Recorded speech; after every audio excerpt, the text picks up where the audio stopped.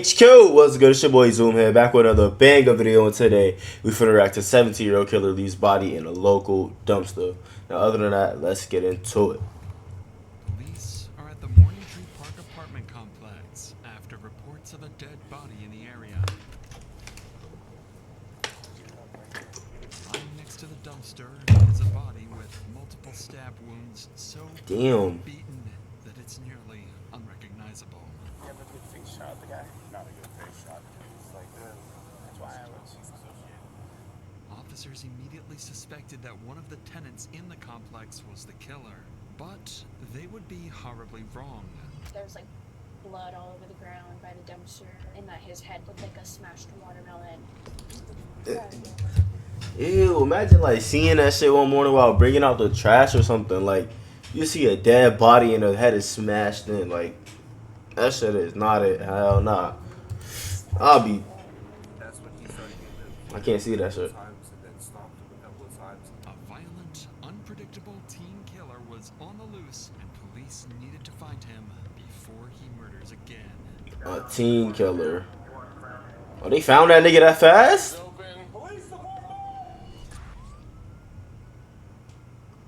Damn. All about to say. Okay.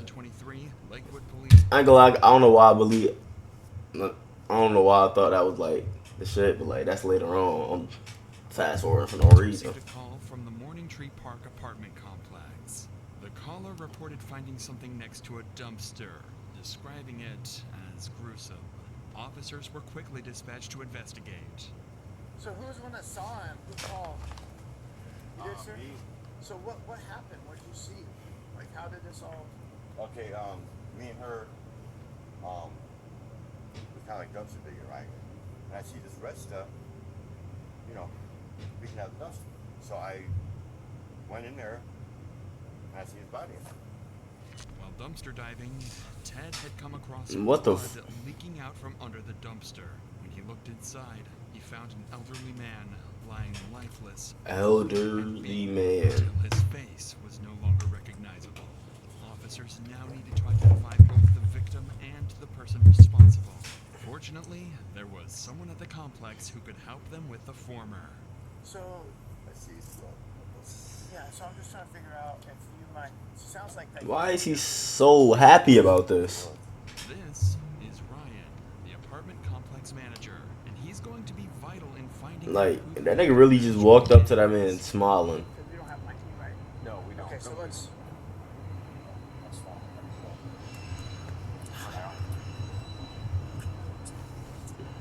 So do we recognize this guy? Obviously, it's not the best picture, but... I think it is. Absolutely. If I see the picture, it'd be better to identify now. Yeah, but you just give me a name, I can remember. We wouldn't be in there. What's that? We wouldn't be in there. I'm sure you'll have some kind of... Absolutely not. Okay. That's bad. Absolutely not.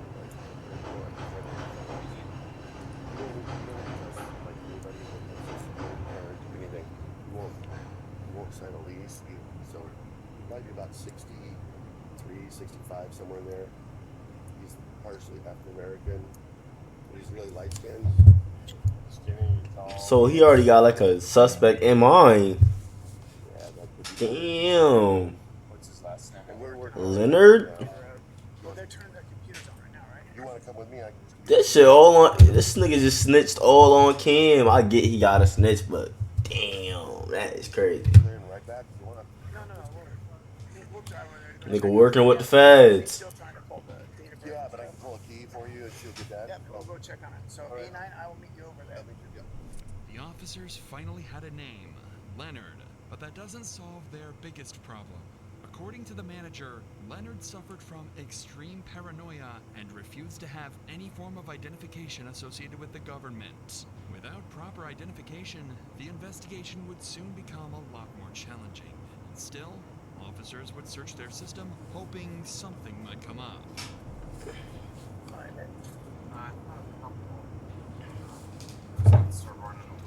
Any DOL or prior bookings or anything? There's bookings, that's... Okay, now he's dealing with crap too. Okay, we're gonna go to A9 and see if this guy's still there. Okay. So Megan, no, do you mind talking to my partner? He's the one that's primary.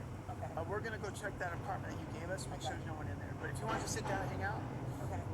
While officers continued searching the database for possible matches, others went to check the supposed victim's apartment, and with help from the manager, they quickly got the key.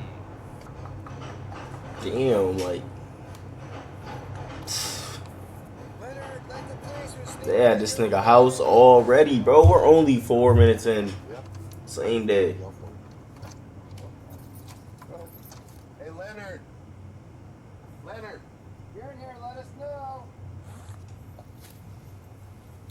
After a quick look around the apartment, Leonard was nowhere to be found. At the same time, officers had just matched the victim's face to Leonard's image using police database. So there was no doubt now. The victim was 64-year-old Leonard Williams. Neighbors and Damn. staff described Leonard as a friendly and compassionate person. The fuck could that nigga did? He was known to be extremely kind to fellow residents, but the investigation was far from over. Officers still had to determine who was behind the brutal attack and why. Back at the scene, one officer had discovered some crucial evidence that would bring the police one step closer to the killer. Okay, so if you walk that way, and actually, obviously it's dark at that hour, but if you walk that route that you just said, and somebody happened to shine their lights into the dumpster area, you would see him laying there. Was there any trash outside of the dumpster area, the path that you guys would have walked? This officer just picked up on something crucial. The area around the dumpster was extremely messy, and blood was leaking from it. Any person would have easily spotted that, let alone an officer. Turns out, just 12 hours earlier, police had been dispatched to that same apartment complex on a noise disturbance complaint. The call was made around 8 p.m., and the responding officer's dash cam shows him returning to his vehicle by walking through the side path, the exact one that leads up to the dumpster where Leonard was found. The officer didn't notice any leaking blood or hear suspicious commotion, which means that whatever had occurred had happened after the officer left. From this, the timeline of the murder was vastly narrowed. But more importantly, the disturbance call that the officer responded to had been made about Really thinking about this whole thing, like complex unit J54. that nigga really had to hate the fuck out like that old 64-year-old. I said something 46-year-old nigga, bro. He really sat there and stomped his head in. The woman shot him in the head and then stomped the shit in for that shit to be smashed like a watermelon. That's truly overkill. Like, god damn. Known for partying several days of the week and He did too much. He did too much. Little did they know that the police would catch on to what they were doing at last night's party and why there was a dead body just a few feet away from their apartment. As this was the only lead that police had, a search warrant for Unit J54 was issued, and officers quickly arrived at the residence looking for any signs of foul play. Get the manager. Oh, there we go. Hey, Grenady, liquor, please. Anybody else inside here yet? Sick one of us. Get over here for a second, okay? Who's all in here with you? Just someone to me. Where are they at? Oh, no. What are their names? Okay, Jaden in here. Jaden and Ty. Jaden and Ty, come on out. Come on out. Ty, come on out, liquor, please. Where's he at? it was too cold for. What's that? He went to the corner store. You went to the corner store? When officers arrived, Alina and Jaden were found inside the apartment. One of the teens, named Ty, seemed to have fled when officers arrived and was nowhere to be found in the unit. He got His loose. friends claimed he went to the corner store to buy some snacks, but officers would soon discover that was a complete lie. For now, though, officers decided to interview the group, unaware one of them was about to confess to the gruesome details of Leonard's murder. But before we continue, life can change in an instant. That's what happened in November 2021, when a father of two was tragically shot and killed while attending a pop-up party held at an Orlando business complex that lacked proper security. His grieving family needed help fighting for accountability, facing powerful property owners. They turned to the sponsors of today's video, and it looks like I'm sorry to say, but hell nah, man. Sorry. Got him? Yep. You know why we're here. I'll make it clear to you. You're not in trouble right now, but you're a witness to something. And we need to talk about that, okay? I wasn't. I got video. You can say I was a witness, and I understand, but when I heard what he did, I didn't know how I come upstairs for a reason. What did you hear that he did? I heard that he beat up this dude for really no reason. He said that the homeless guy stepped to him, or the homeless guy asked for a cigarette. How well do you know him? Chubbs. Yeah. I know him for like a month. So, Damn, you're not good for a month. okay, what happened? Tell me a little bit about it. I can't. You can have to. Yeah, what was Chubbs in? A little incident. Yeah, the garbage can. Yeah. You don't know. Well, I know what happened already, okay? Chubbs just would get mad, and people would say that he would do it, he wouldn't do it, and he would just go on and do it. But Chubbs definitely had a problem. yeah, when he was drunk, he would get very violent. Okay. He would be very Wait, she said people said that like he wouldn't do it, so Flies open the door, and he looks at people egg that nigga on to do that shit. Oh nah, this world is crazy. But I did something People are really crazy, bad, bro. and I made a big People mistake. are crazy. Didn't even do it. Nigga, what'd you do? And that's when his smile really shut off. So I think he realized, like, he really just took some pride. And he's like, I killed somebody outside. Did he tell you how he killed him? How did he? He beat the fuck out of him and then stabbed him in the throat. This guy is laying down on the side of his face, like against this way. Mm-hmm. All you see is him, Chubbs is like down on the ground, recording him, and then just starts kicking him like it's a joke.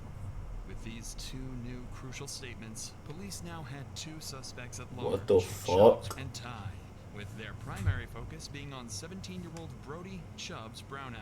According to Alina, Brody had He looked like a crash out too. was also He looked like a marijuana crash on out, the bro. previous night. To make matters worse, he had a reputation for getting violent when drunk. At some point, he briefly stepped outside the apartment and happened to cross paths with Leonard in the parking lot. Leonard may have Poor confronted Leonard, him bro. about the loud music, or, given his paranoia, he might have simply been talking to himself. Either way, Brody likely saw him as an easy target, and Leonard became the victim of his violent outburst. Alina was also the first to mention something even more disturbing. Brody had recorded the entire thing on Snapchat. He No way, bro. People are not real. You're telling me you're recording that shit while you watch someone literally murder a random ass nigga, bro? This shit's not real. Like, genuinely, like, how can you just sit there and record that shit and like be like, nah, bro, chill, bro. He had enough. You'll watch him like literally take it. That's some shit you watch when you be around. filmed himself Or- beating and stabbing Leonard to death, then sent the video to friends at the party. With He sent that Brody's shit to prime other- suspect, officers remained on high alert. Going Lock that nigga up too, bro. Investigators Lock them both searched up. for Lock him. them both In the up. meantime, Just lock them both police up, were right? Yeah, that shit don't notified even. he was running around the Morning Tree complex. He was That shit don't make no identified to be sense. Trey Crystal, or Ty, the one who fled from Alina's apartment when the officers had arrived with the search warrant. Shortly after confirming his identity, he agreed to speak with detectives. Detectives needed to determine whether Ty had played any role in the murder, and if he knew where Brody was hiding. Just tell me the story. Just take me from the beginning. What happened that night? Yeah, he ended up really drunk, and then he was like trying to fight everyone at the party, but no one would fight him because either they would win and then he was like backing down or stuff like that. Okay. So he couldn't fight anyone there, and so he went outside all mad. And then there was this homeless dude or whoever it was walking by, and then he was like, "Oh, keep stepping, keep walking." And then the homeless dude was like, "All right," and then he was like just walking away. And then Chubbs just started getting mad and then just like ran up on him and punched him. And then he just started stomping on him. After a minute or two, he went up inside and then he like grabbed the knife and everyone was trying to stop him, but like, he was getting scared with the knife.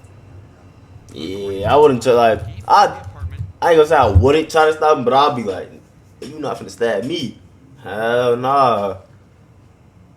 I don't know what to do. I wouldn't know what to do in that situation. Like, what would y'all do in that situation if you like see someone doing that, like going to get a knife to like stab somebody? Like, what would y'all do? In there drunk. Out of fear. Although Ty's statement aligned with those of other witnesses, police couldn't definitively rule him out due to his suspicious behavior. But for now, their priority was finding Brody. While the search was still ongoing, officers interviewed everyone who knew Brody to find out where he might have fled, including two of his best friends, Miguel Ventura and Dakota Johnson. I ended up going, basically there was a party posted up that was over at one of our female friends' Britt's house, and eventually Chubbs, I guess he stormed outside. He got really upset. He was drinking 1800 at the time, like Texas tequila. No, that nigga know fucking key details. Shit. And he got really angry at him because I think they were staring at him. He just got closer to him, and I think the dude yelled something at him, and then he just started swinging on him. I get down the stairs. So I'm really just hearing some people like trying to defend him, and then some people trying to a couple of times, and by that point, like it was just protect him. Too much. Like it was just a lot. I grabbed him by his chest and everything. I tried to pull him. Was there anybody else that was hitting the guy? Was there anybody else kicking him, hitting him, punching, stomping? And you had text messages with him shortly after. Can you kind of explain to me about those text messages? It was like the day after he had done it. Okay. He did coke and he beat the crap out of this guy and killed him and stabbed him in the neck, and then there was like blood all over the ground by the dumpster, and that his head looked like a smashed watermelon. He told me that he tried to put him in the trash can himself, but he couldn't do it, so that's why he stabbed him in the neck. While officers continued interviewing witnesses, Brody had just been located hiding in his family home 40 minutes away in the city of Yelm. A SWAT team quickly descended on the residence. Oh, they got on that quick. If he made any wrong move. They got on that nigga quick. If there's people milling around up front, we're going to detain them right off the bat. So be ready to go hands as soon as they move up. Yeah. They got on that nigga so fast, like they said, "Come here." Male in the stairwell. It's his first entryway right here on the right. Hey, move up. Move up. I want to be able to see that door. Hey, let's bring it back here. No sense in standing out there. No sense in standing out there. There we go. All right, I got hands on her. Okay. You got cuffs? Yep. Okay. All right. All right, step this way. Just keep your hands up. I want you to set your phone and your drink on that little concrete barrier right there. Dang, I don't think them black people got shit to do with it. What the fuck? I know that nigga scared of. We're good for right now. We're just detaining one more. Oh, hey, come down. Set it down right there. Put your hands on top of your head and step over to me. I appreciate your cooperation. I don't know what's going on. I'm like, what the hell? Brian and Jeff, the first two to come out, were Brody's friends, staying in the apartment with him. The two friends didn't have any knowledge of what was going on or why Brody was being arrested. The next one to come out was their primary target, Brody himself. Remember, I took a study of that. You guys can even hang here. We're just going to send an entrance. I just want to hide. Okay. Hey, Jay, just for your knowledge, cell phone and Sprite belong to white t-shirts. Cell phone and what he was holding, black t-shirt. Okay. All right. Good? Kevin, who we got? Ryan, Casas, Mike, and I are going to move up. You guys hold the windows. Hey, that's the primary on there. Primary right there. All right, black shirt. Start walking this way. Start walking This this is. way. Keep walking, keep walking, keep walking. Come here. Walk with me. Face the building. Hands on your head. All right, primary's in custody. Brody was finally escorted from the house and delivered into the hands of justice. He was charged with assault and homicide in the first degree. He had originally pled not guilty, receiving a bail of $1.5 million. A bail, nigga? What the fuck you mean a bail? That nigga just killed somebody. What the? Neither Ty nor anyone even though he probably don't know no 1.5 million, that's still crazy to give that nigga a bail. He literally made a nigga head look like a smushed watermelon. That is overkill. Also, the party was charged, as the Snapchat video clearly shows that Brody acted alone, consistent with witness statements. Although the exact motive for the murder remains unclear, Brody's extreme intoxication and well-done. It says foul play ruled out and death of kind and gentle Leonard Williams. Documented issues with aggression led to the tragic death of a kind and gentle person. Following his initial hearing, Brody returned to court and changed his plea to guilty. He received the maximum sentence of 25 years in prison. Damn. But shit, like I don't know, like, bro, what like provokes you to do this? I don't care how mad you get. Like, there's no way you get that mad to wanna just kill a random old person, bro. Like someone who's outside chilling. There's no way. But other than that, make sure to like, comment, subscribe, turn on post notifications. Make sure you go and link in the description below. Follow the Twitch, join the Discord, and make sure to subscribe so you can be entered in the Amazon gift card giveaway. At 1K subs, we will be announcing both winners. Make sure to go follow my Instagram link in the description. Other than that, peace. I'm out.